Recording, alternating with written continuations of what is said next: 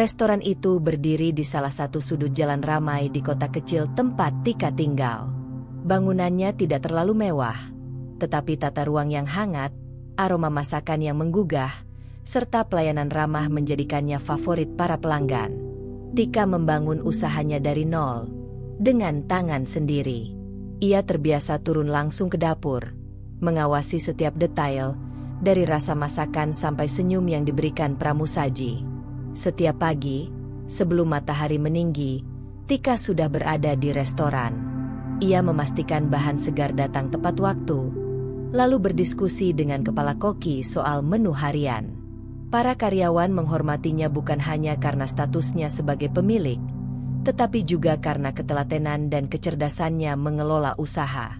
"Bu Tika, ayam yang datang hari ini ukurannya lebih kecil dari biasanya," lapor Yuni, salah satu karyawan. "Kalau begitu, pastikan porsinya tetap sama. Jangan sampai pelanggan kecewa. Kita bisa tambahkan sayuran sebagai pelengkap," jawab Tika tenang, menunjukkan sikap pemimpin yang mampu mengambil keputusan cepat. Dalam kesehariannya, Tika memang jarang beristirahat. Namun, wajahnya selalu penuh semangat. Ia tahu, restoran ini bukan sekadar tempat mencari uang, melainkan hasil kerja keras dan mimpinya sejak remaja. Banyak pelanggan setia yang mengenalnya secara pribadi, bahkan sering memanggil namanya ketika datang. "Bu Tika, sup buntutnya seperti biasa ya, jangan terlalu asin," kata seorang pelanggan lama. "Siap, Pak. Saya akan pastikan rasanya pas seperti yang Bapak suka," balasnya sambil tersenyum tulus. Di balik kesibukan itu, Fikri, suaminya, sering muncul membantu sekadar mengawasi atau menyapa pelanggan. Ia jarang terjun langsung ke dapur atau urusan teknis, tetapi keberadaannya membuat restoran tampak lebih lengkap. Di mata orang luar, mereka pasangan serasi, Tika yang rajin dan penuh dedikasi, Fikri yang ramah dan suka bercengkrama dengan tamu. Namun, Tika tahu betul perbedaan mereka. Ia tipe yang fokus pada detail, sementara Fikri lebih banyak mengandalkan karisma. Meski begitu, Tika tidak mempermasalahkan hal itu. Ia bersyukur Fikri setidaknya menunjukkan perhatian, meski kontribusinya tidak sepadan. Suatu malam setelah restoran tutup, Tika duduk bersama Fikri di ruang makan. Ia mencatat laporan keuangan, sementara Fikri sibuk dengan ponselnya. "Kamu tidak bosan setiap malam berkutat dengan angka?" tanya Fikri tanpa menoleh. "Kalau aku tidak teliti, besok-besok kita bisa tekor. Aku tidak mau ada kesalahan sekecil apapun," jawab Tika. Fikri mengangguk sekadarnya. "Kamu memang luar biasa. Aku bangga punya istri seperti kamu." Kata-kata itu terdengar manis, tetapi Tika merasakan jarak kecil di antara mereka. Fikri seolah hanya memberi pengakuan tanpa benar-benar terlibat. Meski begitu, ia tidak menaruh curiga apapun. Baginya, selama restorannya berjalan baik, kehidupan rumah tangga mereka cukup stabil. Hari-hari terus bergulir, dan restoran semakin ramai. Tika mulai berpikir tentang masa depan, tentang keluarga kecil yang ingin ia bangun lebih lengkap. Ia dan Fikri telah menikah beberapa tahun, dan wajar jika keinginan memiliki anak semakin kuat. Ketika ia berbagi harapan itu, Fikri tampak senang. "Aku juga ingin ada tangisan bayi di rumah kita," katanya sambil menggenggam tangan Tika. Percakapan itu menyalakan api optimisme dalam diri Tika. Ia membayangkan kehidupan yang lebih indah, mengelola restoran sambil merawat anak, membagi waktu antara pekerjaan dan keluarga. Baginya, itu bukan beban, melainkan kebahagiaan. Di restoran, karyawan-karyawan mulai akrab dengannya bukan sekadar sebagai bos, melainkan sebagai sosok ibu bagi mereka. Mereka bercerita tentang keluarga masing-masing, dan Tika mendengarkan dengan sabar. Ada rasa hangat yang semakin membuatnya ingin segera memiliki buah hati. Namun, di balik semangat itu, Fikri kerap menunjukkan sisi berbeda. Ia sering mengeluh lelah. Meski pekerjaannya tidak seberat Tika, kadang ia pulang lebih malam dengan alasan bertemu teman, atau sibuk dengan telepon yang tidak dijelaskan.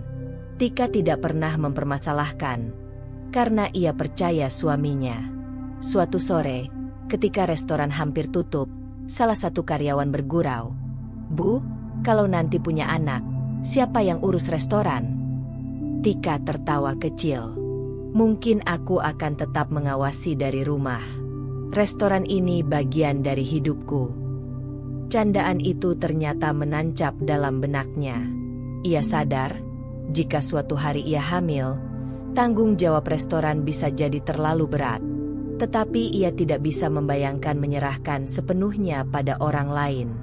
Malam itu, Tika menatap restoran dari luar sebelum mengunci pintu. Lampu-lampu redup menyinari meja dan kursi yang tertata rapi. Ada rasa bangga dan syukur dalam hatinya. Restoran ini adalah buah dari kerja keras bertahun-tahun. Ia tidak pernah menyangka, usaha yang dulu kecil kini menjadi tempat yang dikunjungi banyak orang. Ia pulang dengan langkah ringan, menggenggam tangan Fikri. Dalam hatinya, ia berjanji akan menjaga segalanya.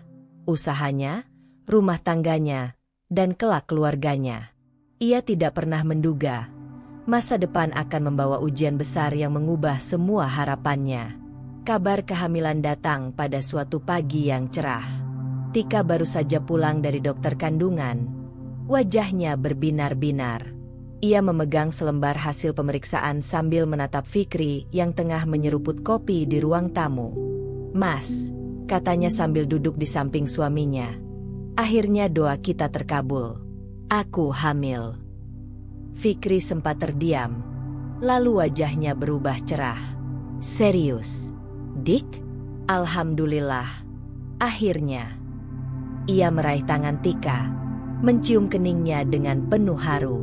Bagi Tika, itu momen yang tidak akan ia lupakan. Ia merasakan kebahagiaan yang dalam, sekaligus munculnya tanggung jawab baru. Sebagai calon ibu, ia ingin menjaga janin sebaik mungkin. Tetapi pikirannya juga langsung tertuju pada restorannya. Bagaimana nanti jika kehamilannya makin besar? Apakah ia masih bisa mengatur restoran seperti biasa? Minggu-minggu awal kehamilan berjalan dengan lancar. Tika tetap datang ke restoran, meski mulai membatasi gerak. Ia lebih sering duduk di meja kantor kecil di pojok, mengawasi karyawan melalui catatan dan laporan. "Kamu tidak boleh terlalu capek, Dik," kata Fikri suatu sore ketika melihat Tika masih sibuk mencatat daftar belanja. "Aku baik-baik saja, Mas. Lagi pula aku tidak bisa diam. Kalau tidak mengawasi, aku tidak tenang." Fikri menghela napas. "Tapi dokter sudah bilang, kamu harus hati-hati. Restoran bisa jalan tanpa kamu kok. Biarkan aku yang mengurus sementara. Kamu fokus ke kesehatanmu saja." Tika memandang suaminya dengan ragu. Ia tahu Fikri bukan orang yang benar-benar memahami detail manajemen restoran. Ia pandai bergaul, memang, tetapi soal hitung-menghitung keuangan, pengadaan bahan, hingga strategi menu, itu semua keahliannya. "Mas, restoran ini bukan sekadar jualan makanan. Banyak hal kecil yang kalau tidak diawasi bisa bikin rugi," jawab Tika hati-hati. Fikri menepuk bahunya. "Kamu terlalu khawatir. Aku kan suamimu. Aku juga bisa belajar. Kamu tinggal ajarkan hal-hal penting. Tidak usah takut. Aku akan jaga restoran ini seperti aku menjaga kamu." Kata-kata itu terdengar meyakinkan, tetapi jauh di dalam hati, Tika tetap cemas. Ia tidak ingin terlihat tidak percaya pada suaminya, jadi ia memilih diam. Hari-hari berlalu, dan kondisi fisiknya semakin berubah. Perutnya mulai membesar, membuatnya lebih cepat lelah. Karyawan sering memintanya untuk beristirahat. "Bu, biar kami saja yang bereskan laporan. Ibu duduk saja di belakang," kata Yuni suatu malam. Tika tersenyum. "Terima kasih, tapi aku masih kuat." Namun, tubuhnya sendiri memberi sinyal lain. Ia sering merasa pegal, mudah mengantuk, dan emosinya lebih peka dari biasanya. Fikri semakin gencar menyarankannya untuk cuti penuh. Dik, aku serius. Mulai bulan depan, kamu berhenti dulu dari restoran. Anggap saja cuti melahirkan. Kamu butuh istirahat, dan aku bisa menggantikanmu. Pernyataan itu membuat Tika termenung lama. Restoran adalah bagian dari dirinya. Melepaskannya sementara terasa berat. Tapi ia juga tidak bisa menutup mata bahwa kesehatan janin jauh lebih penting. Ia akhirnya mulai mempertimbangkan tawaran Fikri. Di meja makan malam itu, mereka berdiskusi serius. Mas, kalau aku cuti, apakah kamu benar-benar bisa mengurus semua? Dari keuangan, pengadaan bahan, sampai memotivasi karyawan? Bisa. Aku akan buktikan padamu. Kamu percaya aku kan? Percaya. Tapi aku ingin ada laporan jelas setiap minggu. Itu mudah. Aku akan buat laporan apapun yang kamu minta. Kesepakatan itu akhirnya tercapai. Mulai bulan berikutnya, Tika akan benar-benar cuti, dan Fikri yang memegang kendali penuh atas restoran. Meski sudah diputuskan, hati Tika tidak tenang. Malam-malam ia masih gelisah memikirkan bagaimana keadaan restorannya nanti. Ia mencoba menenangkan diri dengan pikiran positif. Fikri adalah suaminya. Ia pasti bisa diandalkan. Sementara itu, karyawan mulai mendengar kabar bahwa Fikri akan mengambil alih. Beberapa tampak cemas, tetapi tidak berani berkomentar banyak. Mereka terbiasa dengan gaya kepemimpinan Tika yang disiplin namun penuh perhatian, dan tidak tahu apakah Fikri bisa berlaku sama. Malam terakhir sebelum ia benar-benar cuti, Tika berdiri lama di depan restoran yang sudah tutup. Ia menyentuh pintu kaca dengan perasaan berat. "Jangan khawatir," katanya dalam hati. "Aku akan kembali setelah anakku lahir. Semoga semuanya baik-baik saja."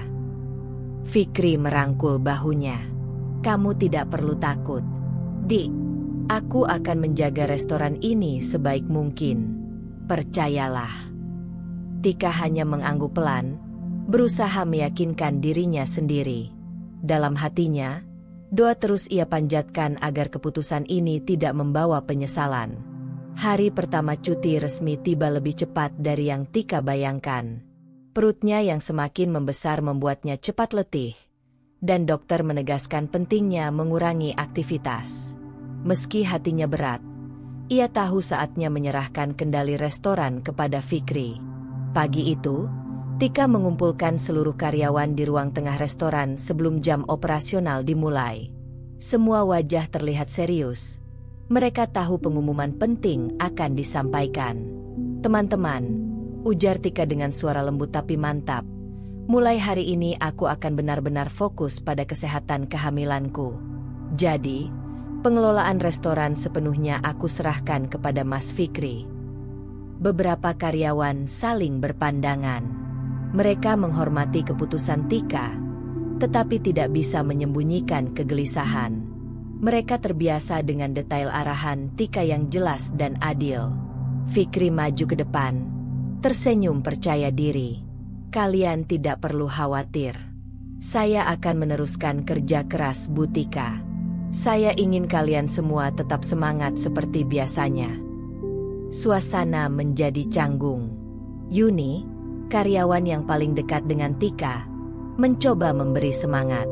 "Kami siap, Bu. Kami juga akan bantu Pak Fikri supaya restoran tetap lancar." Setelah rapat singkat itu, Tika duduk bersama Fikri di ruang kantor kecil. Di atas meja, ia menaruh beberapa map berisi laporan keuangan, daftar pemasok bahan, serta catatan menu populer. "Mas, ini semua catatan penting. Tolong perhatikan baik-baik," kata Tika sambil menunjuk satu persatu. "Di sini ada daftar pemasok ayam dan sayur. Mereka biasa kirim setiap Senin dan Kamis. Jangan lupa dicek kualitasnya. Lalu, ini laporan keuangan harian. Harus dicatat setiap malam. Jangan ditunda." Fikri mengangguk, tampak santai. Iya, gampang itu." Tika menatapnya lebih serius. Mas, aku tidak main-main. Restoran ini hasil kerja keras bertahun-tahun. Aku percayakan ke kamu karena aku yakin kamu bisa. Tapi tolong jangan anggap remeh. Untuk pertama kalinya, Fikri terlihat sedikit tersinggung.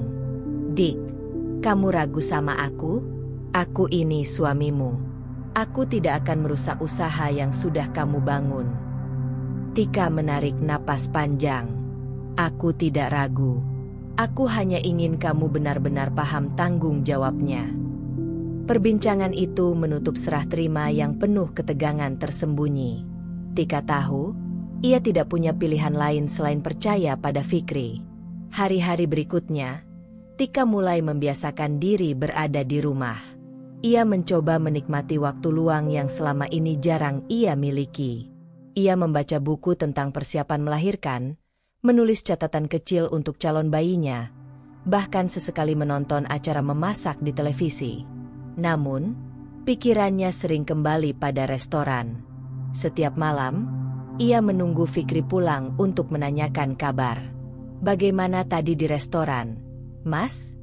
Tanyanya dengan penuh antusias. Lancar. Dik, semua baik-baik saja. Kamu tidak perlu khawatir, jawab Fikri singkat, seringkali tanpa detail. Awalnya, Tika mencoba percaya.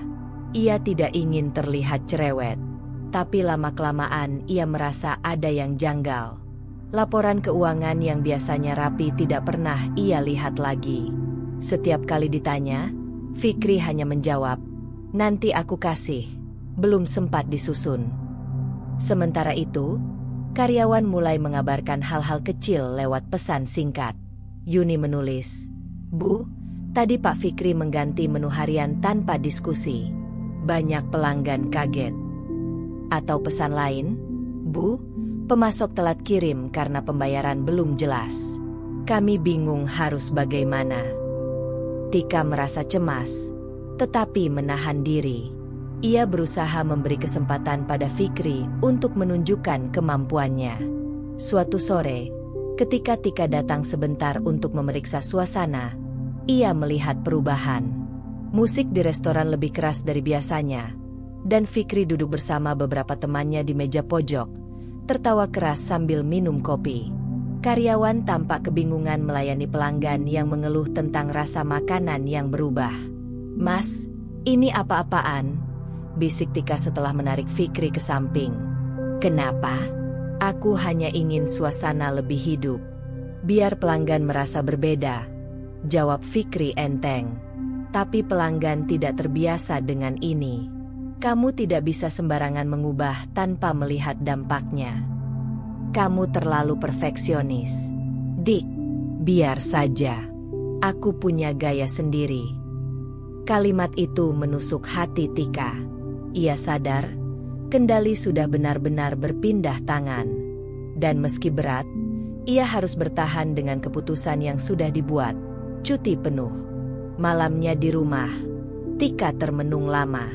Ia memandangi perutnya yang membuncit, lalu berkata pelan pada dirinya sendiri, "Semoga semua baik-baik saja. Aku harus fokus pada bayi ini." Namun jauh di dalam hatinya, bayangan kekacauan sudah mulai tumbuh. Ia belum tahu seberapa jauh perubahan yang akan dibawa Fikri, tapi instingnya mengatakan sesuatu tidak beres. Hari-hari setelah Fikri memegang kendali restoran membawa suasana yang berbeda. Perubahan memang tidak datang sekaligus, tapi karyawan dan pelanggan mulai merasakannya perlahan. Pagi itu, Yuni masuk dapur lebih awal seperti biasa. Ia terkejut mendapati daftar menu harian sudah berubah tanpa pemberitahuan. Biasanya, Tika menyusun menu dengan mempertimbangkan ketersediaan bahan, selera pelanggan, dan tren musiman. Tapi kali ini, menu baru lebih banyak didasarkan pada selera pribadi Fikri. "Loh, kok tiba-tiba ada steak di daftar? Kita kan biasanya fokus masakan Nusantara," gumam Yuni bingung. Saat Fikri datang, ia menjelaskan santai, "Aku cuma ingin restoran kita lebih modern. Jangan terlalu tradisional terus." Karyawan saling pandang. tapi tak berani membantah. Mereka tahu, sejak Tika cuti, keputusan mutlak ada di tangan Fikri. Awalnya, beberapa pelanggan penasaran dengan menu baru. Ada yang mencoba, tetapi banyak pula yang kecewa karena rasa dan porsi tidak konsisten. Komentar-komentar kecil mulai terdengar. Sayurnya kurang segar ya sekarang. Kenapa nasi goreng favorit saya sudah tidak ada? Kritik-kritik itu biasanya langsung ditanggapi cepat oleh Tika. Namun kini tidak ada tindak lanjut yang jelas. Fikri lebih sering menanggapinya dengan senyum atau alasan singkat, tanpa tindakan nyata. Selain menu, perubahan juga terasa pada suasana restoran. Musik yang tadinya lembut dan menenangkan kini sering diganti lagu-lagu keras. Penerangan lampu yang biasanya hangat berubah lebih redup, meniru gaya kafe modern. Bagi sebagian pelanggan, suasana baru terasa asing. Di dapur, para koki kebingungan karena Fikri kerap mengubah pesanan mendadak. "Pak, bahan steak ini mahal dan tidak semua pelanggan pesan. Kalau banyak sisa, rugi," kata salah satu koki. "Tidak apa-apa. Biar terlihat mewah," jawab Fikri enteng. Perubahan sikap Fikri juga mulai memengaruhi hubungan dengan karyawan. Kalau dulu Tika selalu mendengarkan keluhan dan memberi solusi, Fikri lebih sering menuntut tanpa mau mendengar. "Kalau ada masalah, selesaikan sendiri. Jangan manja," ucapnya suatu kali ketika karyawan melaporkan keterlambatan pemasok. Karyawan semakin resah, tapi mereka tetap bertahan karena loyalitas pada Tika. Mereka berharap Tika cepat kembali, meski tahu saat itu ia sedang fokus pada kehamilannya. Sementara itu, Tika hanya bisa mendengar kabar dari jauh. Ia sesekali mendapat pesan singkat. "Bu, ada beberapa pelanggan komplain." "Bu," suasana restoran berubah sekali. Tika mencoba menahan diri agar tidak terlalu mencampuri. Ia mengingat janjinya pada dokter dan pada dirinya sendiri, menjaga kesehatan janin. Tapi tiap kali menerima laporan, hatinya gelisah. Suatu malam, ia memberanikan diri menegur Fikri. "Mas, kenapa banyak pelanggan mengeluh? Kenapa menu favorit diubah?" Fikri tersenyum sambil menyandarkan tubuh di sofa. "Dik, kamu terlalu khawatir. Restoran itu harus berkembang. Kalau terus sama, orang bisa bosan. Lagi pula, aku tahu yang terbaik. Tapi aku dengar pelanggan mulai berkurang. Itu wajar. Nanti juga terbiasa. Jangan pikir negatif terus." Jawaban Fikri tidak menenangkan, malah menambah kekhawatiran Tika.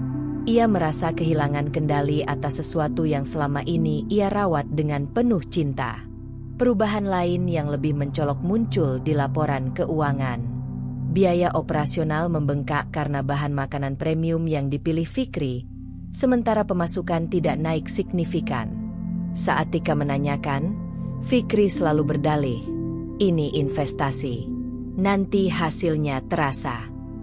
Malam-malam Tika semakin penuh kegelisahan. Ia berusaha mengalihkan perhatian pada kandungannya, membaca buku kehamilan, berbicara dengan janinnya, dan menenangkan diri. Namun, rasa cemas tetap menghantui. Pelanggan yang dulu rutin datang kini mulai jarang terlihat. Beberapa bahkan pindah ke restoran lain. Dari luar, usaha masih tampak berjalan. Tapi di balik itu ada retakan kecil yang semakin melebar.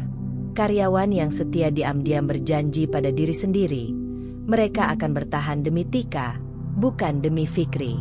Mereka tahu, cepat atau lambat, Tika pasti kembali. Di rumah, Fikri semakin jarang membicarakan restoran dengan detail.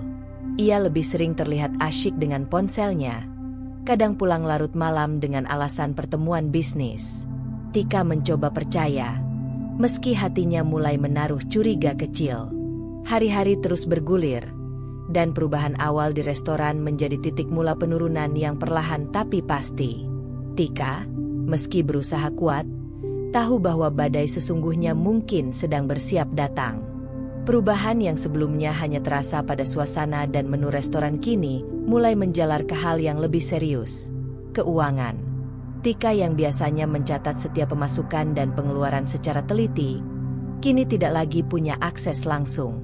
Semua laporan berada di tangan Fikri. Awalnya, Tika mencoba percaya. Setiap kali ia bertanya, Fikri memberi jawaban singkat. Semua lancar. Dik, tenang saja. Namun, semakin lama, jawaban itu semakin terdengar kosong. Tidak ada angka, tidak ada bukti tertulis, hanya kata-kata. Suatu malam, saat Tika duduk di ruang tamu, ia mendengar ponsel Fikri berdering. Fikri buru-buru mengambilnya, lalu keluar rumah sambil berbicara pelan. Tika hanya mendengar potongan kalimat, "Santai aja, ada uangnya kok, kita bisa jalan lagi besok." Hatinya berdesir. Uang apa yang dimaksud? Jalan kemana? Tapi ia menahan diri. Ia tidak ingin terbawa emosi, apalagi kondisi kandungannya sudah memasuki trimester akhir. Beberapa hari kemudian, Yuni menghubungi Tika lewat pesan singkat. "Bu, beberapa tagihan pemasok belum dibayar." Mereka mulai komplain. Biasanya ibu langsung transfer. Tika terkejut. Ia tahu restoran selalu menjaga reputasi dengan pembayaran tepat waktu.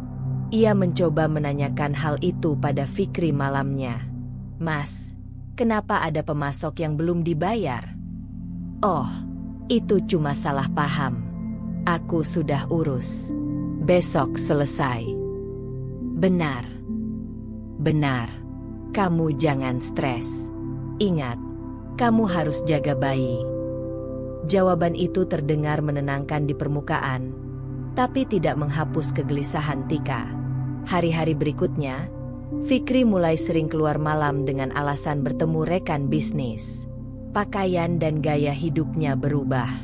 Ia membeli kemeja baru, jam tangan mewah, dan tiba-tiba menggunakan mobil sewaan yang lebih mahal. Tika bertanya-tanya dari mana semua uang itu berasal.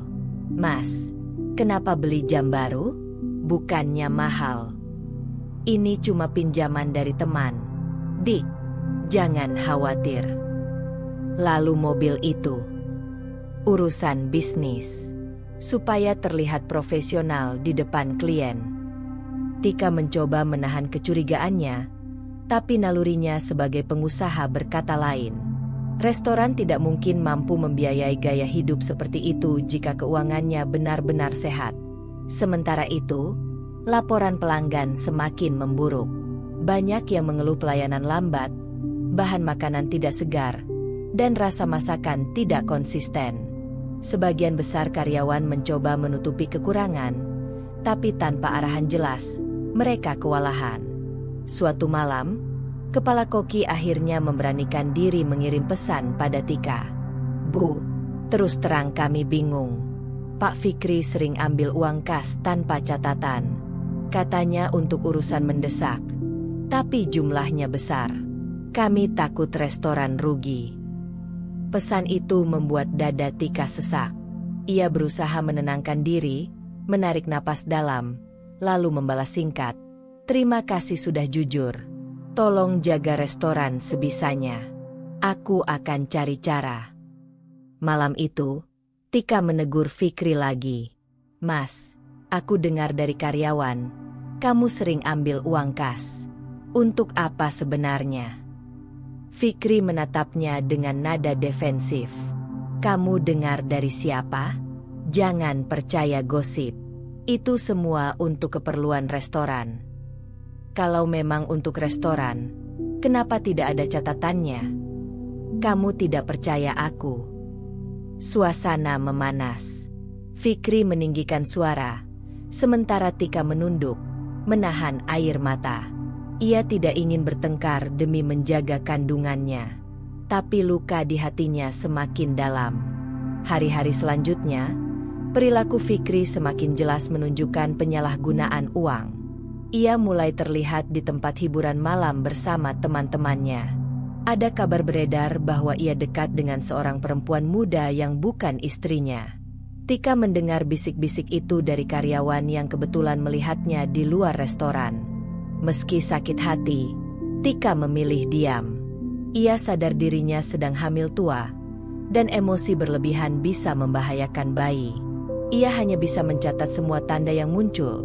Gaya hidup Fikri yang berubah drastis, laporan keuangan yang tidak jelas, serta sikapnya yang semakin jauh.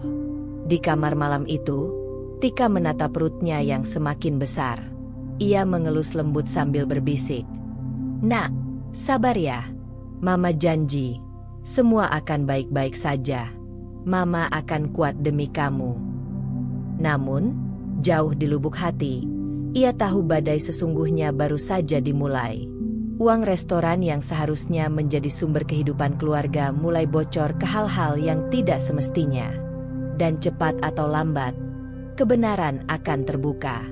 Hari-hari menjelang kelahiran membuat Tika lebih banyak beristirahat di rumah. Meski tubuhnya terasa lemah, pikirannya tidak pernah benar-benar tenang. Setiap malam, ia masih memikirkan restoran. Sesuatu di dalam dirinya berkata bahwa ada yang tidak beres. Pagi itu, Yuni kembali memberanikan diri mengirim pesan. "Bu, pemasok daging menolak kirim barang lagi. Katanya sudah 3 kali tagihan tertunda." Tika menatap layar ponselnya lama. Tangannya gemetar. Ia tahu pemasok itu sudah bekerja sama sejak restoran berdiri, selalu tepat waktu, dan tidak pernah bermasalah. Jika sampai menolak mengirim, berarti ada hal serius. Malamnya, Tika menunggu Fikri pulang. Ketika ia datang, aroma parfum asing menyelimuti tubuhnya, bukan aroma dapur restoran seperti biasanya. Dengan nada hati-hati, Tika bertanya, "Mas, kenapa pemasok daging menolak kirim barang? Katanya tagihan belum dibayar." Fikri meletakkan jas di kursi. Wajahnya terlihat jengkel. "Itu cuma masalah teknis. Aku sudah atur." "Masalah teknis apa sampai 3 kali tertunda?" desak Tika. Fikri menghela napas panjang. "Kamu ini kenapa sih, Dik? Tidak percaya sama aku? Kamu kan seharusnya istirahat, bukan mengurus hal kecil begini." Tika terdiam, tapi hatinya bergejolak. Baginya, pembayaran pemasok bukan hal kecil. Itu fondasi keberlangsungan restoran. Keesokan harinya, diam-diam Tika meminta Yuni mengirim foto buku kas harian. Yuni sempat ragu, tapi akhirnya mengirimkan beberapa lembar. Saat Tika melihat catatan itu, jantungnya berdegup kencang. Ada banyak pengeluaran tidak jelas, biaya tambahan, urusan bisnis luar, entertainment. Angkanya besar dan tidak pernah ada di masa ia yang mengatur. Air mata menetes pelan di pipi Tika. Ia merasa dikhianati. Uang yang seharusnya dipakai menjaga keberlangsungan restoran kini menguap entah kemana. Hari-hari berikutnya, kejanggalan semakin nyata. Fikri sering pulang larut malam, bahkan kadang tidak memberi kabar sama sekali. Ketika ditanya, jawabannya selalu berputar-putar. "Ada meeting dengan investor. Aku harus ketemu klien di luar kota." Namun, tidak ada hasil nyata yang bisa ditunjukkan. Tidak ada tambahan pelanggan. Tidak ada kerja sama baru. Suatu sore, Tika menerima telepon dari seorang pelanggan lama. "Bu Tika, saya kangen masakan ibu. Tapi terus terang, akhir-akhir ini rasanya berubah. Restoran seperti kehilangan sentuhan ibu." Ucapan itu menghantam hati Tika. Ia semakin yakin ada yang salah besar. Tika mencoba menghubungi Fikri lewat telepon untuk membicarakan masalah ini. Namun, panggilannya tidak dijawab. Tak lama kemudian, sebuah pesan singkat masuk. "Jangan ganggu aku lagi sibuk." Kata-kata dingin itu membuat Tika sadar, Fikri tidak lagi menghargai keterlibatannya, bahkan sebagai istri.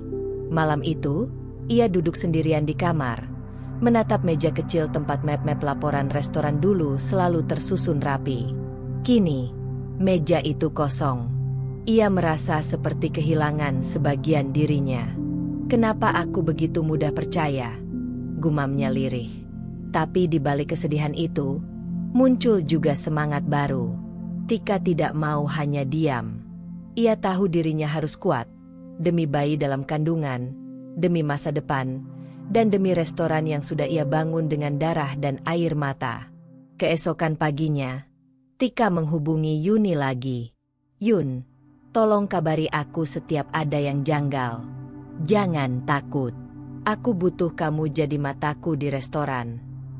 "Iya, Bu. Saya mengerti. Kami semua sebenarnya sudah lama resah. Kami tetap bertahan karena percaya Ibu akan kembali." Jawaban itu membuat hati Tika hangat, sekaligus semakin mantap. Ia sadar, ia tidak sendirian. Masih ada orang-orang yang peduli, yang setia, dan yang siap membantunya. Dari situlah, kesadaran Tika semakin jelas. Fikri bukan hanya tidak kompeten, tapi juga menyalahgunakan kepercayaan. Uang restoran mengalir ke arah yang tidak seharusnya, dan Fikri menutupinya dengan kebohongan demi kebohongan. Dengan tekad baru dalam hati Tika, ia tahu belum bisa bertindak sekarang, karena tubuhnya harus siap melahirkan. Tapi begitu saat itu tiba, ia berjanji pada dirinya sendiri, ia akan mengambil kembali apa yang menjadi miliknya. Rumah yang dulu menjadi tempat istirahat tenang kini perlahan berubah menjadi medan ketegangan. Tika yang semakin dekat dengan waktu persalinan sering merasa emosinya mudah tersulut. Tapi bukan hanya karena hormon, melainkan karena sikap Fikri yang kian hari semakin sulit dipahami. Malam itu, Fikri pulang lewat tengah malam dengan langkah sempoyongan. Aroma alkohol samar tercium, bercampur dengan parfum asing. Tika yang menunggu di ruang tamu langsung bangkit, meski tubuhnya terasa berat. "Mas, kamu dari mana?" Suaranya lirih tapi tegas. Fikri melepaskan sepatu tanpa menatapnya. "Urusan bisnis. Jangan tanya-tanya." "Urusan bisnis apa sampai jam segini? Dan kenapa kamu bau alkohol?" Fikri menoleh dengan wajah kesal. "Dik, kamu itu cerewet sekali. Aku sudah lelah. Jangan bikin ribut." Tika merasakan dadanya sesak.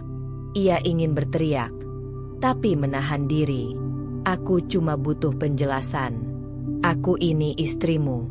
Aku berhak tahu." Percakapan itu tidak berlanjut.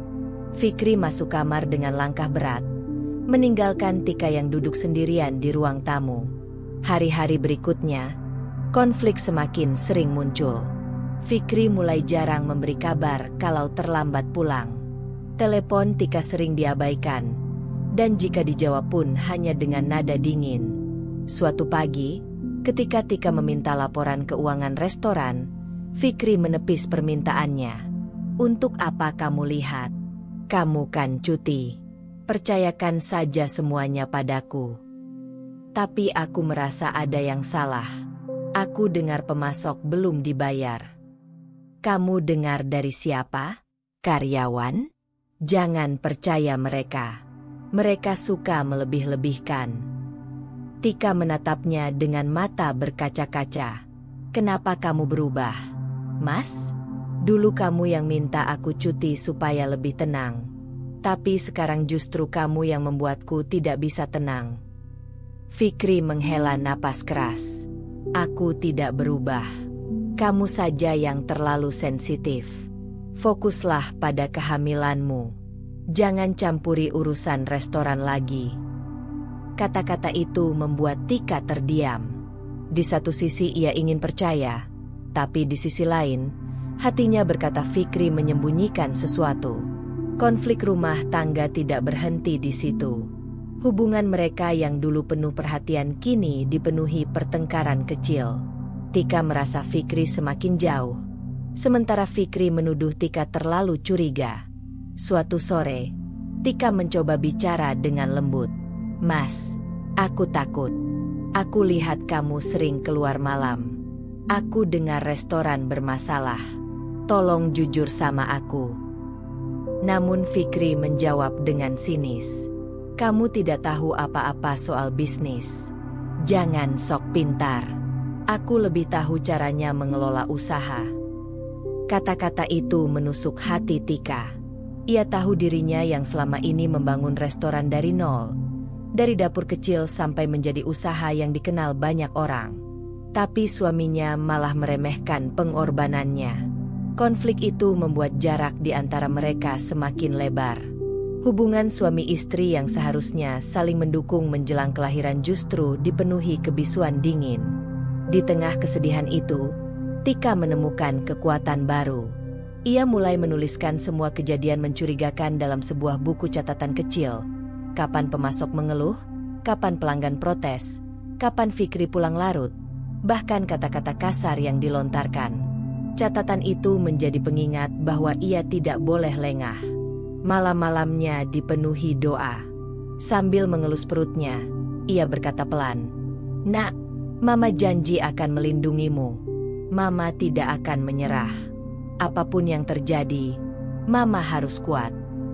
Konflik rumah tangga awal ini menjadi tanda jelas bahwa fondasi kepercayaan sudah mulai retak. Tika belum punya kekuatan untuk mengambil alih. Tapi benih perlawanan sudah tumbuh di hatinya. Restoran yang dulu menjadi kebanggaan Tika kini berada di ambang kehancuran. Perubahan kecil yang dimulai sejak Fikri mengambil alih kini berkembang menjadi masalah besar yang sulit dikendalikan. Pelanggan setia satu persatu menghilang.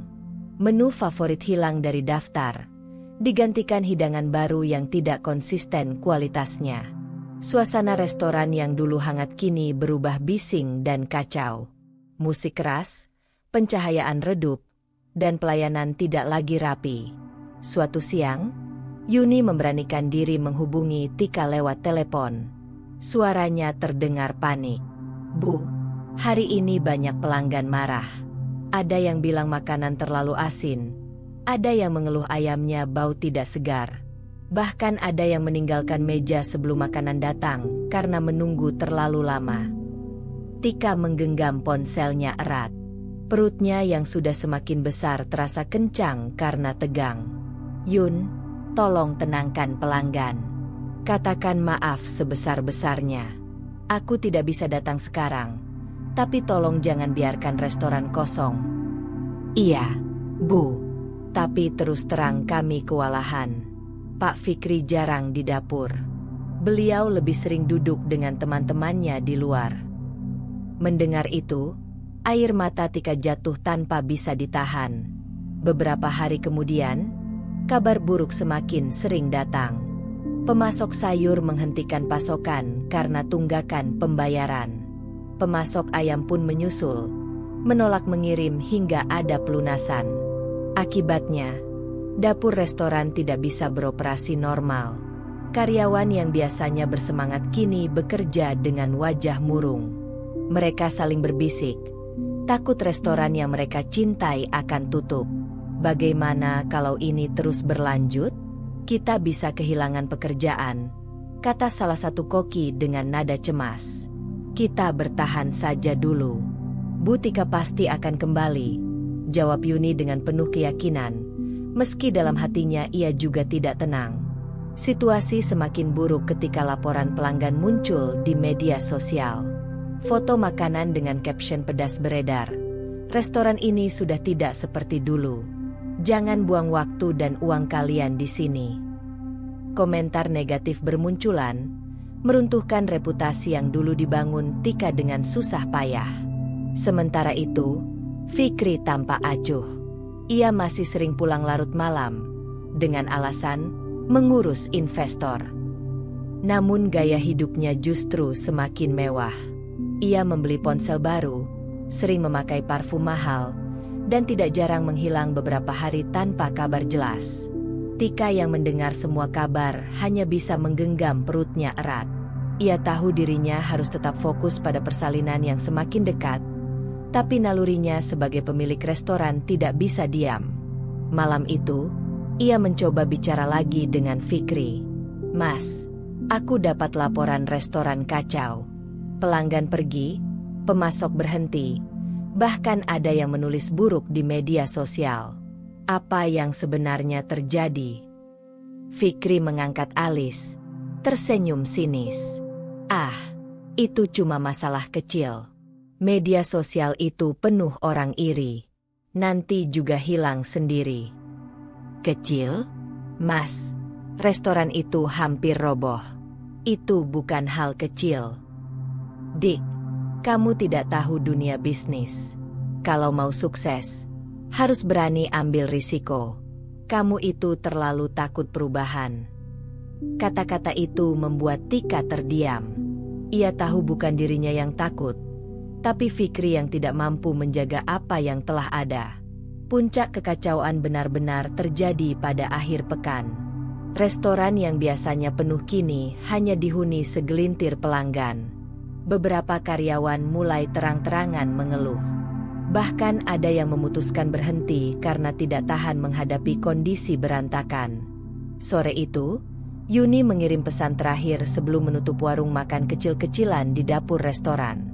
Bu, saya minta maaf. Saya sudah berusaha sebisa mungkin, tapi tanpa ibu semuanya kacau. Kami akan tetap menunggu ibu kembali. Pesan itu membuat hati Tika terasa hancur.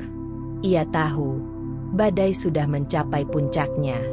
Restoran benar-benar berada di ujung kehancuran, dan semua karena orang yang paling ia percayai, suaminya sendiri. Malamnya, Tika berbaring di tempat tidur dengan mata terbuka lebar. Bayinya sebentar lagi akan lahir, tapi di sisi lain, usaha hidupnya hampir hancur. Ia tahu, begitu ia melewati persalinan, ia harus bersiap bangkit, mengambil kembali kendali, dan menghadapi kenyataan pahit dengan kepala tegak. Hari yang dinanti akhirnya tiba. Setelah berbulan-bulan penuh kegelisahan dan konflik batin, Tika merasakan kontraksi hebat di perutnya pada suatu dini hari. Tubuhnya gemetar, wajahnya pucat, namun matanya menyiratkan keteguhan hati. Ia tahu, saat itu adalah awal kehidupan baru, bukan hanya untuk bayi yang akan lahir, tapi juga untuk dirinya sendiri. Fikri, meski sempat panik, segera membawa Tika ke rumah sakit. Namun sepanjang perjalanan, Tika lebih banyak diam. Ada jarak yang kini begitu lebar di antara mereka. Fikri berusaha bersikap seolah ia suami siaga, tetapi Tika tahu, hatinya sudah tidak lagi sama. Proses persalinan berjalan menegangkan. Tika berjuang sekuat tenaga, menggenggam erat tangan perawat saat rasa sakit datang bertubi-tubi. Keringat mengucur deras di dahinya, namun tatapannya tetap penuh keberanian. Beberapa jam kemudian, tangisan bayi menggema di ruang bersalin. Air mata Tika pecah. Kali ini bukan karena sedih, melainkan bahagia yang tak terlukiskan. Ia menatap putra kecilnya, buah hatinya, dengan perasaan haru. "Selamat ya, Bu. Bayinya sehat," ucap bidan sambil menyerahkan bayi mungil itu ke pelukan Tika. Tika mengusap wajah kecil itu dengan lembut. "Halo, Nak. Kamu alasan Mama harus kuat." Di sudut ruangan, Fikri tersenyum tipis.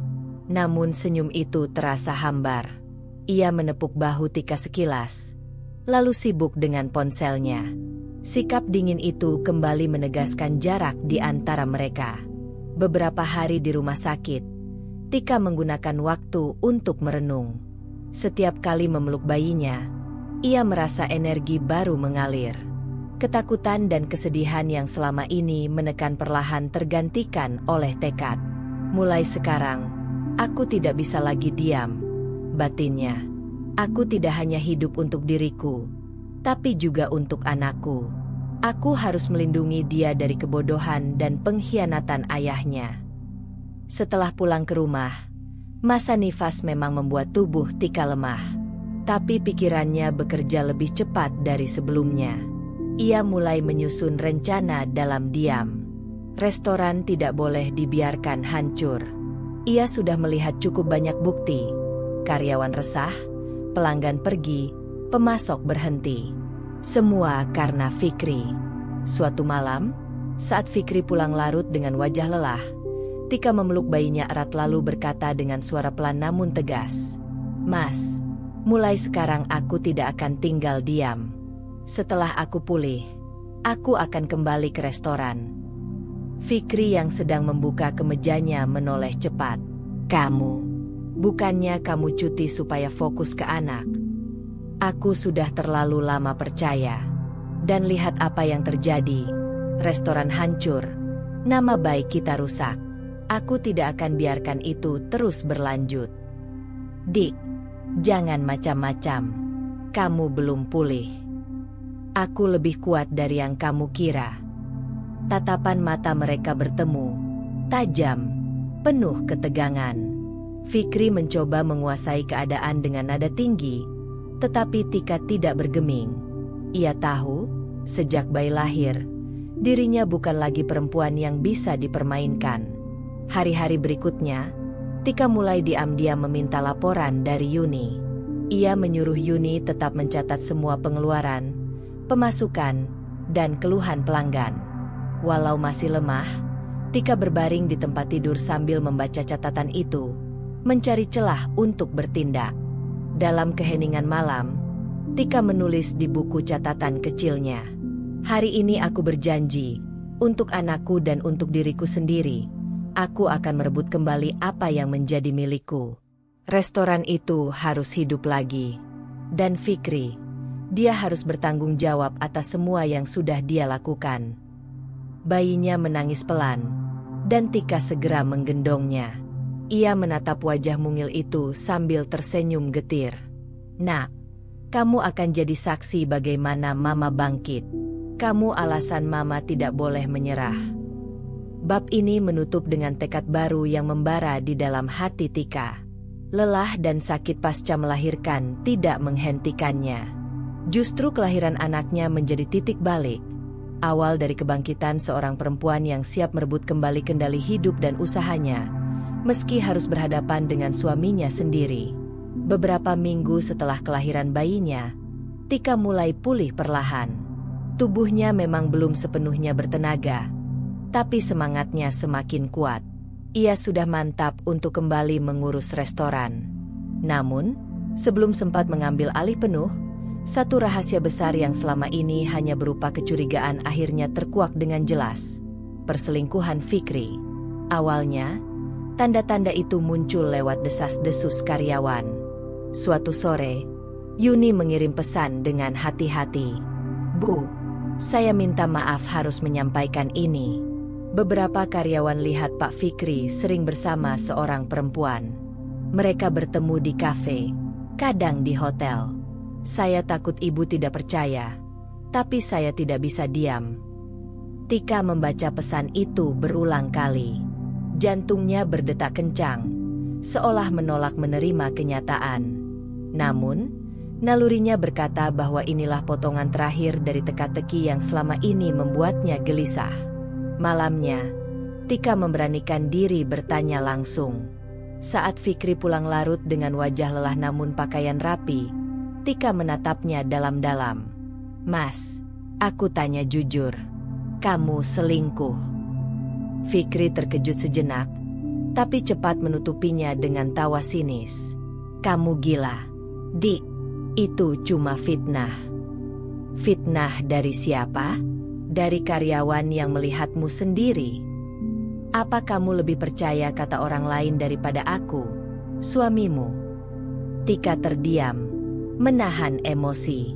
Ia tahu Fikri pandai memutarbalikkan kata-kata. Tapi hatinya berkata, kali ini ia harus mencari bukti nyata. Kesempatan itu datang beberapa hari kemudian. Tika, dengan alasan ingin jalan pagi bersama bayinya, meminta Yuni diam-diam mengikuti gerak-gerik Fikri saat ia pergi meeting. Yuni yang setia tidak ragu melakukannya. Sore harinya, Yuni mengirimkan foto lewat ponsel. Fikri duduk berdua dengan seorang perempuan muda di sebuah restoran mewah. Mereka terlihat mesra, saling bergandengan tangan. Senyum Fikri di foto itu sama sekali berbeda dengan senyum hambar yang ia tunjukkan kepada Tika. Air mata Tika mengalir deras. Tangannya gemetar memegang ponsel. Semua curigaannya kini berubah jadi kepastian. Fikri bukan hanya menyalahgunakan uang restoran, tapi juga mengkhianati pernikahan mereka. Malam itu, ketika Fikri pulang, Tika sudah menunggu di ruang tamu dengan wajah dingin. Bayinya tertidur di kamar, sementara hatinya dipenuhi kemarahan dan luka. "Mas," ucapnya dengan suara bergetar tapi tegas. "Aku sudah tahu semuanya. Aku lihat fotonya. Kamu berselingkuh." Fikri terdiam sejenak, lalu mencoba menyangkal. "Itu cuma teman bisnis. Jangan salah paham. Teman bisnis tidak bergandengan tangan di restoran mewah. Teman bisnis tidak kau belikan hadiah mahal pakai uang restoran. Kamu mengintip aku. Aku mencari kebenaran, Mas, karena kamu selalu bohong." Untuk pertama kalinya, Fikri kehilangan kata-kata. Ia menatap Tika dengan wajah kaku, lalu berusaha mengalihkan topik. "Sudahlah, Dik. Jangan besar-besarkan. Yang penting aku tetap pulang ke rumah, kan?" Kalimat itu justru membuat hati Tika semakin hancur. Baginya, rumah bukan sekadar tempat pulang. Rumah adalah tempat cinta dan kepercayaan tinggal, dan Fikri sudah menghancurkannya. Dengan suara tegas, Tika berkata, "Mulai hari ini, aku tidak akan lagi diam. Aku sudah cukup memberi kesempatan. Kamu bukan hanya merusak restoran, tapi juga merusak rumah tangga kita. Aku tidak akan biarkan ini berlanjut." Fikri mencoba membalas dengan marah, tapi Tika tidak lagi goyah. Wajahnya yang tegar, meski masih pucat pasca melahirkan, menunjukkan tekad baru. Malam itu menjadi titik balik hubungan mereka. Fakta perselingkuhan yang terungkap bukan hanya menguatkan kecurigaan Tika, tetapi juga mengobarkan api tekadnya. Ia sadar, pertarungan besar sudah di depan mata. Menyelamatkan restorannya, melindungi anaknya, sekaligus memutus ikatan dengan suami yang sudah mengkhianati segalanya. Pagi itu, udara terasa berbeda bagi Tika. Meski tubuhnya belum sepenuhnya pulih setelah melahirkan, ia merasa kekuatan baru mengalir dalam dirinya. Bayinya yang masih mungil dititipkan kepada ibunya dengan pesan singkat, "Bu, tolong jaga cucu ibu. Hari ini aku harus kembali ke restoran." Ibunya sempat menatap khawatir. "Kamu baru saja melahirkan, Tika. Apa tidak terlalu berat?" "Aku tidak bisa lagi menunda. Kalau aku diam, semua akan habis." Dengan langkah mantap, Tika mengenakan pakaian rapi dan jilbab sederhana. Tatapannya tajam, penuh tekad. Mobil yang mengantarnya berhenti tepat di depan restoran. Dari luar, bangunan yang dulu menjadi kebanggaan kini terlihat kusam. Cat dinding mulai pudar, papan nama tak terawat, dan parkiran sepi. Tika menarik napas panjang. Hari ini semuanya akan berubah. Begitu masuk, ia langsung disambut keheningan. Hanya ada beberapa karyawan yang terlihat letih, duduk tanpa semangat di kursi pojok. Saat melihat Tika, mata mereka membelalak, seolah tak percaya. "Bu Tika." Yuni hampir menitikkan air mata. Akhirnya ibu kembali. Tika tersenyum hangat. "Aku minta maaf meninggalkan kalian terlalu lama. Tapi mulai sekarang, aku ada di sini. Kita akan bangkit bersama." Para karyawan berdiri satu persatu, menyambut dengan tepuk tangan kecil bercampur haru. Mereka tahu, kehadiran Tika adalah harapan yang selama ini mereka tunggu. Tika lalu berjalan menuju dapur. Betapa kagetnya ia melihat kondisi di sana. Bahan makanan tidak tertata, kulkas hampir kosong, beberapa peralatan berkarat. Ia memejamkan mata sebentar, lalu berkata pelan, "Restoran ini sudah sakit parah, tapi aku akan menyembuhkannya." Siang itu, Tika mengumpulkan seluruh karyawan. Ia berdiri di tengah ruang makan, dengan suara mantap. "Kita semua tahu restoran ini hampir runtuh. Tapi jangan salahkan diri kalian. Ini bukan salah kalian. Aku yang seharusnya menjaga. Tapi aku terlalu percaya pada orang yang salah. Sekarang aku kembali. Dan aku butuh kalian semua untuk bersama-sama membangkitkannya. Seorang koki menunduk. Bu, kami siap. Asal ibu memimpin lagi, kami akan lakukan apapun. Bagus. Pertama, kita rapikan dapur. Kedua, kita kembalikan menu lama yang disukai pelanggan. Ketiga, kita hubungi pemasok satu persatu. Aku sendiri yang akan bicara dengan mereka. Suasana ruangan berubah. Semangat yang sempat hilang mulai hidup kembali. Karyawan saling bertukar pandang. Kali ini dengan wajah bertekad. Namun, sore harinya, ketika Tika sedang meninjau ulang daftar menu, Fikri masuk dengan wajah terkejut. Dik, kamu ngapain di sini? Bukannya kamu cuti? Tika menatapnya lurus. Cuti itu sudah selesai. Restoran ini milikku, dan aku kembali memimpin. Jangan macam-macam. Aku yang pegang kendali sekarang. Kendali apa? Mas? Restoran hampir bangkrut. Pelanggan lari. Pemasok berhenti. Itu hasil kendalimu. Mulai sekarang, aku yang bertanggung jawab. Fikri mendengus, lalu menoleh ke karyawan. Kalian dengarkan? Aku masih suami kalian punya bos. Jangan ikuti dia. Namun tak seorang pun bergerak. Semua mata justru tertuju pada Tika dengan penuh keyakinan. Yuni maju selangkah. Maaf, Pak. Kami pilih ikut Bu Tika. Beliau yang membangun restoran ini dari awal. Fikri terdiam. Wajahnya memerah karena malu. Ia mencoba menekan emosinya. Tapi jelas posisinya mulai goyah. Tika menutup pertemuan itu dengan kata-kata tegas. Restoran ini tidak akan lagi dikuasai orang yang hanya tahu menghabiskan. Restoran ini akan kembali jadi rumah bagi semua. Dan aku pastikan kita bangkit. Mas, kalau mau tetap ada di sini, ikuti aturan. Kalau tidak, jangan menghalangi. Hari itu, langkah pertama sudah diambil. Tika kembali memimpin, meski jalan di depan masih penuh rintangan. Karyawan kembali bekerja dengan semangat. Dan untuk pertama kalinya setelah sekian lama, restoran kembali terasa hidup. Hari-hari setelah Tika kembali ke restoran dipenuhi ketegangan yang semakin memuncak. Meski karyawan sudah bulat mendukungnya, Fikri masih belum rela kehilangan kendali. Ia terus mencoba menunjukkan bahwa dialah pemimpin sebenarnya, bahkan berusaha menekan karyawan agar tetap tunduk padanya. Pagi itu, Tika datang lebih awal ke restoran. Ia menemukan papan jadwal baru yang ditempel Fikri di dinding dapur.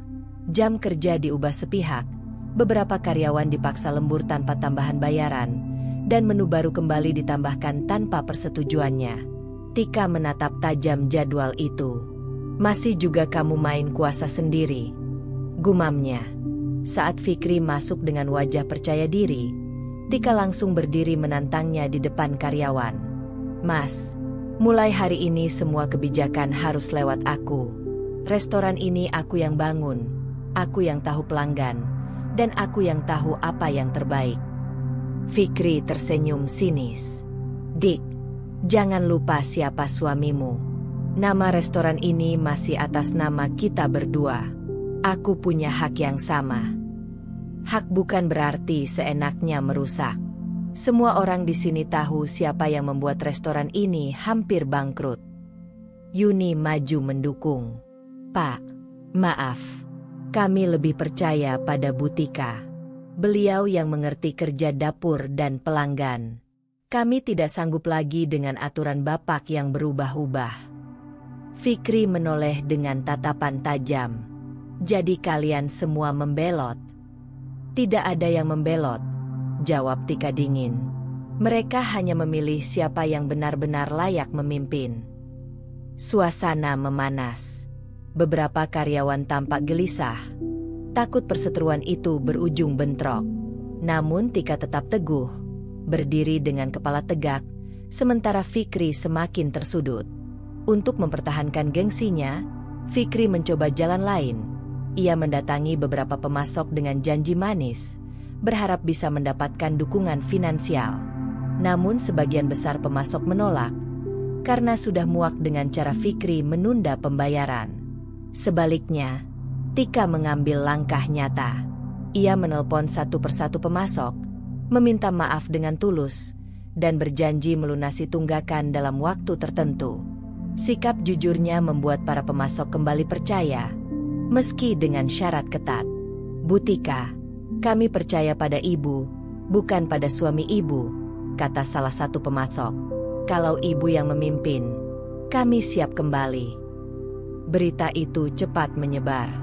Dukungan pemasok dan pelanggan mulai kembali mengalir. Fikri semakin tersisih, meski ia masih berusaha keras mempertahankan wajahnya di depan umum.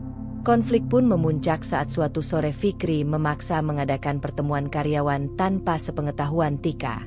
Ia berdiri di ruang makan dengan nada lantang. "Siapapun yang tetap bekerja di bawah Tika, kalian akan aku berhentikan. Ingat, aku yang punya kuasa." Namun saat itu juga, Tika masuk bersama beberapa karyawan yang setia. Ia menatap Fikri dengan penuh keberanian. "Mas, cukup. Jangan lagi intimidasi mereka.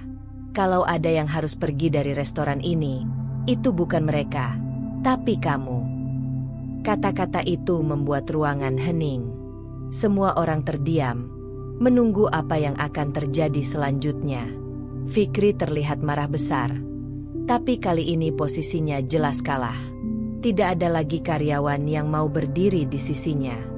Pertarungan kepemimpinan itu akhirnya menemukan arah. Tika tidak hanya berhasil merebut kembali hati karyawan, tetapi juga membuktikan bahwa kekuatannya jauh lebih besar dari manipulasi Fikri. Restoran kini benar-benar berada di bawah kendalinya, meski bayangan konflik rumah tangga dan balasan dari Fikri masih menunggu di depan. Hari itu, udara di restoran terasa lebih tegang dari biasanya. Para karyawan bekerja dengan hati-hati, seakan menyadari sesuatu yang besar akan terjadi. Tika datang dengan wajah serius, mengenakan pakaian rapi berwarna gelap.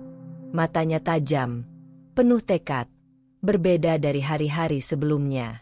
Di tangannya, ada sebuah map berisi dokumen penting, catatan keuangan, bukti penyalahgunaan dana, dan laporan dari karyawan serta pemasok. Semua bukti yang selama ini ia kumpulkan kini siap dipakai. Yuni berbisik dengan wajah cemas. "Bu, apa hari ini?" Tika mengangguk singkat. "Ya, hari ini waktunya aku menutup semua permainan Fikri." Tak lama kemudian, Fikri muncul dengan gaya khasnya. Parfum menyengat, kemeja mahal, dan wajah penuh percaya diri. Ia masuk ke ruang utama restoran sambil melirik sekilas ke arah karyawan yang langsung menunduk, enggan berurusan dengannya. "Apa-apaan ini?" katanya ketus, melihat Tika duduk di kursi tengah, seolah sedang memimpin rapat. "Aku minta semua karyawan kumpul," jawab Tika tenang. "Hari ini kita selesaikan masalah yang sudah terlalu lama dibiarkan." Karyawan pun berkumpul, sebagian dengan wajah tegang, sebagian dengan rasa lega karena akhirnya ada keputusan jelas. Tika berdiri, membuka map yang ia bawa. "Mas Fikri, selama ini aku mencoba memberi kesempatan. Tapi yang kau lakukan hanyalah menyalahgunakan uang restoran. Lihat laporan ini, dana operasional habis untuk belanja barang-barang pribadi, transfer ke rekening tak jelas, bahkan tagihan hotel yang tidak ada hubungannya dengan bisnis." Fikri berusaha tersenyum sinis. "Itu semua strategi. Kamu tidak paham cara menjalankan bisnis modern." "Strategi? Menyuapi selingkuhan dengan uang restoran itu strategi? Membiarkan karyawan tidak dibayar tepat waktu itu strategi?" Suara Tika meninggi, tajam menusuk. Karyawan saling berbisik. Beberapa mengangguk pelan. Semua sudah tahu, tapi baru kali ini mereka mendengar Tika mengatakannya secara langsung. Tika melanjutkan dengan suara lantang, "Mulai hari ini, Kamu resmi tidak lagi punya wewenang di restoran ini. Aku memecatmu. Mas. Ruangan sontak hening. Semua mata tertuju pada Fikri. Wajahnya memerah. Urat di lehernya menegang. Kamu tidak bisa seenaknya memecat aku. Aku suamimu. Restoran ini milik kita berdua. Tika menatap lurus, tanpa gentar. Kamu salah. Restoran ini aku yang dirikan. Aku yang bangun dari nol. Nama di atas kertas bisa berdua, tapi semua darah, keringat, dan air mata ada padaku. Dan karyawan di sini tahu siapa pemilik sebenarnya. Yuni maju selangkah. Pak, kami sudah tidak percaya lagi pada Bapak. Kami hanya percaya pada Bu Tika. Benar, sahut seorang koki. Kalau Pak Fikri tetap di sini, restoran tidak akan pernah bangkit. Suara dukungan mengalir satu persatu. Fikri semakin gelisah, merasa seluruh pijakan kakinya runtuh. Ia menoleh ke kiri dan kanan, mencari sekutu, tapi tak ada satupun yang berdiri di pihaknya. Mas, kata Tika lebih pelan namun tegas, aku tidak hanya memecatmu sebagai pengelola restoran. Aku juga sudah siap menghadapi semua akibat di luar sini. Kalau kau ingin melawan, silakan. Aku sudah punya semua bukti. Kau tidak bisa lagi sembunyi. Fikri mengepalkan tangan, tapi akhirnya hanya bisa mendengus marah. Kalian semua akan menyesal, katanya sambil bergegas keluar, membanting pintu dengan kasar. Suasana ruangan hening sejenak, lalu perlahan berubah menjadi lega. Karyawan saling menatap dan akhirnya bertepuk tangan kecil. Bukan karena senang melihat Fikri jatuh, tapi karena beban yang selama ini menekan mereka akhirnya terangkat. Tika menunduk sebentar, menghela napas panjang. Ia tahu keputusan ini bukan akhir dari segalanya, justru awal dari babak baru yang lebih sulit. Namun hatinya mantap. Ia sudah memutus simpul terakhir yang membuat restoran terikat pada kehancuran. Dengan suara mantap, ia berkata, mulai hari ini, kita benar-benar memulai lagi, bersama-sama. Sejak hari pemecatan Fikri, suasana restoran berubah drastis. Tidak ada lagi tekanan atau kebijakan semena-mena. Karyawan bekerja dengan napas lega, dan aura kehangatan yang dulu hilang perlahan kembali. Namun Tika tahu, perjalanan untuk benar-benar mengangkat kembali restoran tidak semudah membalik telapak tangan. Ia harus membangun ulang reputasi yang sudah jatuh, memulihkan kepercayaan pelanggan, dan menyehatkan keuangan yang berantakan. Pagi itu, Tika berdiri di dapur, mengenakan apron lamanya. Wajahnya serius tapi penuh semangat. Mulai hari ini, kita kembali ke akar, katanya pada seluruh tim. Menu lama yang jadi favorit pelanggan harus kembali. Kita perbaiki kualitas bahan, jangan ada yang asal. Dan kita buat suasana restoran seperti dulu, hangat dan bersih. Karyawan mengangguk penuh semangat. Yuni mencatat instruksi dengan cepat. Baik, Bu. Saya juga sudah hubungi beberapa pemasok. Mereka setuju kembali memasok, asal pembayaran lama dicicil. Bagus. Kita cicil perlahan, sesuai kemampuan. Yang penting, bahan segar kembali ada di dapur, jawab Tika tegas. Hari pertama dengan sistem baru terasa melelahkan, tapi penuh gairah. Tika ikut membantu di dapur, meracik bumbu, memberi arahan langsung pada koki muda yang dulu kehilangan semangat. Ingat, setiap hidangan bukan hanya soal rasa, tapi juga soal hati, ucapnya sambil menabur bumbu ke panci sup. Siang itu, beberapa pelanggan lama datang karena mendengar kabar Tika kembali. Mereka duduk dengan rasa ragu, tapi begitu hidangan disajikan, ekspresi mereka berubah. Ini, rasanya seperti dulu lagi, seru seorang pelanggan tua dengan wajah berbinar. Tika tersenyum hangat. Terima kasih sudah kembali. Kami berjanji akan menjaga rasa ini. Kabar baik menyebar cepat. Di media sosial, Unggahan yang dulu penuh keluhan kini perlahan berganti dengan pujian. Foto-foto makanan klasik restoran Tika kembali viral dengan komentar positif. Akhirnya restoran favorit kita kembali ke tangan pemilik asli. Malam itu, setelah restoran tutup, Tika mengumpulkan karyawan di ruang makan. Hari ini baru langkah pertama. Tapi kalian semua sudah luar biasa. Aku bangga. Seorang koki muda menunduk haru. Kalau bukan karena ibu, mungkin restoran ini sudah mati. Terima kasih, Bu. Namun, di balik keberhasilan itu, Tika masih memikirkan ancaman yang mungkin datang dari Fikri. Ia tahu, lelaki itu tidak akan tinggal diam. Tapi kali ini, ia lebih siap. Bagi Tika, yang terpenting adalah restoran berdiri tegak kembali, memberi kehidupan pada banyak orang, dan menjadi warisan nyata bagi anaknya kelak. Hari-hari berikutnya, restoran benar-benar bangkit. Jumlah pelanggan bertambah, pemasukan meningkat, bahkan beberapa media lokal menulis artikel tentang kembalinya restoran legendaris Tika.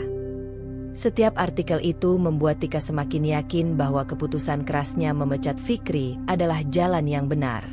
Suatu sore, ketika restoran penuh dengan pelanggan, Tika berdiri di dekat pintu masuk. Ia melihat meja-meja terisi, suara tawa bercampur aroma makanan menggema, dan karyawan bekerja dengan sigap. Senyum kecil muncul di wajahnya. Inilah rumah kita yang sesungguhnya, bisiknya pelan.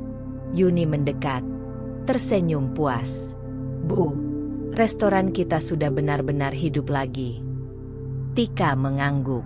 Ya, tapi ingat, ini baru permulaan. Kita harus terus menjaga kepercayaan ini. Bab ini menutup dengan gambaran restoran yang kembali berdiri kokoh, lebih kuat dari sebelumnya. Tika berhasil membuktikan dirinya sebagai pemimpin sejati, bukan hanya bagi bisnis, tapi juga bagi orang-orang yang bergantung padanya. Hari itu menjadi penentu segalanya. Setelah berbulan-bulan penuh gejolak, dari kehamilan, pengkhianatan, hingga kebangkitan restoran, Tika akhirnya berdiri pada titik di mana ia harus menutup satu bab besar dalam hidupnya. Ia sudah memecat Fikri dari restoran, mengembalikan bisnisnya, dan memenangkan hati karyawan serta pelanggan. Kini yang tersisa hanyalah satu hal, menyelesaikan hubungan pernikahannya yang hancur. Pagi itu, Tika duduk di ruang tamu rumah ibunya dengan map tebal berisi dokumen perceraian. Bayinya tidur pulas di kamar, wajah mungilnya seakan menjadi pengingat bahwa keputusan berat ini harus diambil demi masa depan. Ibunya menatap dengan mata berkaca-kaca. Anakku, kamu yakin sudah siap? Tika mengangguk mantap. Bu, aku sudah terlalu lama menanggung luka. Aku tidak mau anakku tumbuh melihat ayah yang boros, egois, dan tidak setia. Aku ingin dia belajar tentang keberanian, bukan kepalsuan. Hari itu juga, ia menemui Fikri di sebuah kafe untuk terakhir kalinya. Fikri datang dengan wajah angkuh, meski sorot matanya menunjukkan kegelisahan. Aku tidak punya banyak waktu. Dik, katakan apa maumu. Tika meletakkan map di atas meja. Ini, surat cerai. Aku sudah tanda tangani. Tinggal kamu yang selesaikan. Fikri tertawa hambar. Kamu pikir gampang? Setelah semua yang kita punya, kamu buang aku begitu saja. Aku tidak membuangmu, Mas. Kamu yang membuang dirimu sendiri dengan perselingkuhan dan kebohongan. Aku hanya mengakhiri apa yang sudah lama kamu hancurkan. Fikri berusaha menekan emosinya, tapi jelas ia tidak punya posisi lagi untuk melawan. Restoran sudah kembali ke tangan Tika. Karyawan tidak ada yang berpihak padanya, dan reputasinya di mata pemasok pun sudah runtuh. Semua jalan kembali tertutup. Dengan wajah muram, ia menandatangani dokumen itu. Tangannya gemetar. Matanya menatap Tika penuh benci. Kamu akan menyesal. Tika menatapnya tenang. Tidak, Mas. Justru hari ini aku akhirnya bebas. Pertemuan itu berakhir tanpa pelukan, tanpa kata manis, hanya keheningan yang menyakitkan. Tapi bagi Tika, itu adalah keheningan kemenangan. Beberapa minggu kemudian, perceraian mereka resmi diputuskan. Kabar itu cepat menyebar, namun justru menimbulkan simpati untuk Tika. Banyak pelanggan dan teman mendukungnya. Mereka melihatnya sebagai simbol kekuatan seorang perempuan yang berani berdiri sendiri. Di restoran, kehidupan berjalan semakin ramai. Tika kembali memimpin dengan penuh semangat, menciptakan inovasi baru tanpa kehilangan ciri khas lama. Karyawan merasa aman, pelanggan kembali setia, dan pemasukan meningkat. Suatu malam, setelah restoran tutup, Tika duduk di kursi dekat jendela, menggendong bayinya. Lampu kota berkelip dari kejauhan. Ia tersenyum, menatap wajah kecil yang tertidur di pelukannya. "Nak, kita sudah melewati badai. Mama janji, mulai sekarang hidup kita akan lebih baik. Restoran ini bukan hanya milik Mama, tapi juga milikmu. Ini warisan keberanian kita." Air mata menetes. Tapi kali ini bukan air mata kesedihan. Itu adalah air mata lega, air mata kemenangan.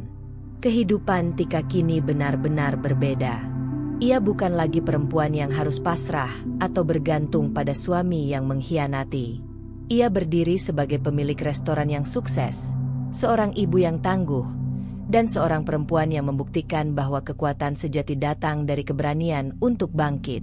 Dengan langkah itu, kisah panjangnya mencapai akhir. Sebuah akhir yang bukan hanya tentang kehilangan, tapi juga tentang kemenangan. Dan begitulah akhir dari cerita kita hari ini. Setiap perjalanan, seberapapun kecilnya, selalu menyimpan pelajaran dan makna. Semoga kisah ini bisa menginspirasi, menghibur, atau bahkan membuka sudut pandang baru untukmu. Kalau kamu suka dengan cerita seperti ini, jangan lupa untuk like, komen, dan tentunya subscribe agar kamu nggak ketinggalan cerita-cerita seru berikutnya. Aktifkan juga lonceng notifikasinya supaya kamu jadi yang pertama tahu saat cerita baru tayang. Sampai jumpa di kisah selanjutnya.